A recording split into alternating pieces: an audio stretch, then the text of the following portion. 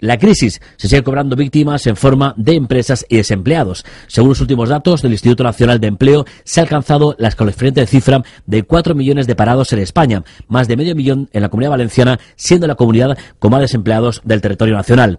Pero dentro de esta crisis, ¿qué parte de culpa tienen las empresas? ¿Están las empresas preparadas para combatir esta crisis? ¿Tienen línea de trabajo para afrontar la crisis? ¿O algunas empresas aprovechan la situación para reducir sus plantillas? ¿Qué hacen, en definitiva, las empresas para plantarle cara a la crisis y salir reforzadas?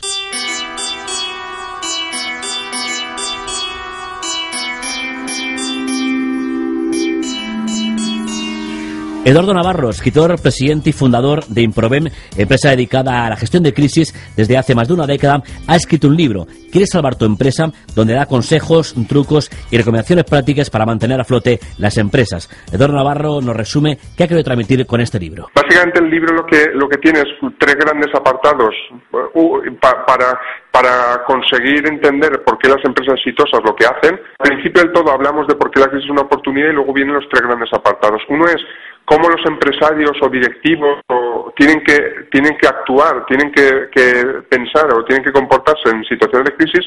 Otra es qué cosas hay que hacer para que las cosas te vayan bien, es decir, cómo hay que actuar con los proveedores, cómo hay que actuar con las políticas de precios, cómo hay que actuar con las ventas, cómo hay que actuar con los costes, etcétera. Y luego hay una parte que habla mucho de cómo conseguir cambiar la organización. Eso es un poco por dar una visión global de cuál es la estructura del libro y cómo ayuda. Y luego anécdotas, casos, situaciones dispares, el libro está lleno porque hay más de 100 casos que relatan pues desde situaciones de empresas familiares en crisis con lo curiosas que son, desde empresas grandes o pequeñas que les han pasado determinadas cosas. Es decir, el libro está lleno de anécdotas, ideas, etcétera, para que la gente, además me resulta muy curioso porque muchas veces me llama alguien y me dice, oye, el de la página 87 soy yo, es un caso igual que el mío, no sé qué, y eso me resulta muy muy gracioso porque la gente se siente muy muy identificada. Pero para Eduardo Navarro la crisis no es tan mala noticia, dice que muchas empresas salen reforzadas. Al final la crisis es un poco el chiste ese de que tú tienes 2 coches y yo no tengo ninguno y los 2 tenemos un coche. Es decir, conceptualmente a muchas empresas tienen problemas y lo pasan mal, pero al final la crisis acaba siendo una oportunidad. De hecho, nosotros hicimos un estudio para comprobar si esto era cierto y nos aparecía que prácticamente 1 de cada 4 salían reforzadas.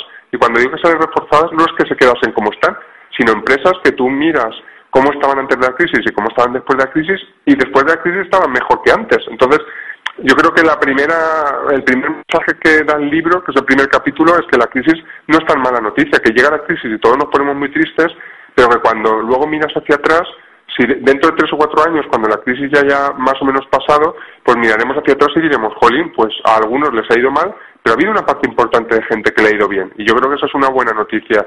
Lo primero que tenemos que entender es que la crisis no es en absoluto una mala noticia para todo el mundo. Hay gente que sí que le va mal, pero también hay gente que le va bien. Entonces, ese es el primer mensaje. Y luego el libro trata de qué hay que hacer para aprovechar esa oportunidad. Eduardo Navarro nos apunta la clave del éxito: gestionar siempre como en época de crisis, invertir el 50% en cambio y el 50% en desarrollo. Claro, lo que sucede al final es que habitualmente lo que tendemos a hacer es que en los tiempos de bonanza, es decir, las vacas gordas gestionamos con mucha alegría, y luego en la época de crisis como que nos apretamos mucho el cinturón.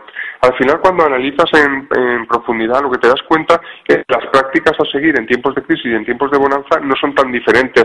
Lo que sí que es diferente es que, claro, en los tiempos de bonanza a veces se nos va la mano y el mercado es mucho más generoso. Es decir, en tiempos de bonanza, si nos acordamos de lo que hacíamos hace 3 o 4 años, todos los productos que lanzábamos al mercado eran buenos, todo lo que hacíamos nos funcionaba, y sin embargo ahora nos damos cuenta que eso no es así, pero no es tanto porque lo que deberíamos haber hecho hace 4 o 5 años era distinto a lo que deberíamos hacer ahora, sino porque antes como que el mercado era más laxo. Nosotros de hecho tenemos la experiencia de muchos clientes que hace 4 o 5 años trabajamos con ellos porque vivieron sus crisis internas, no la del mercado, pero las suyas internas, y que ahora ha llegado la crisis a todo el mundo y ellos están como diciendo, jolín, pues esto de la crisis tampoco es tan complicado. Es decir, una de las grandes lecciones aprendidas en la crisis es que hay que gestionar siempre como si estuviésemos en crisis, es decir, que hay que gestionar cada euro y cada pesetita como si fuese la última, tanto en crisis como en no crisis.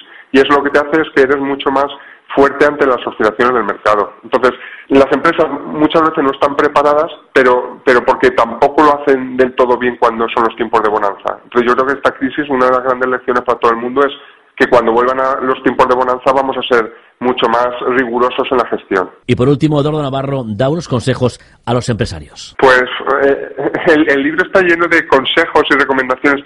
Yo, al final, fíjate, lo que quizá el consejo más importante que daría es el concepto de tomar decisiones grandes y ser consecuente con ellas. Me refiero a lo que sucede cuando llega la crisis es que el mundo cambia. Entonces, lo que tenemos que hacer es que nuestra empresa cambie en línea con lo que ha cambiado el mundo. Y ese es el gran problema que tienen muchas empresas, que se resisten a cambiar. Es como lo del quién se ha llevado mi queso. Es como que queremos mantener un status quo, aunque ya no es así. Y ese es el gran problema que tienen muchas empresas.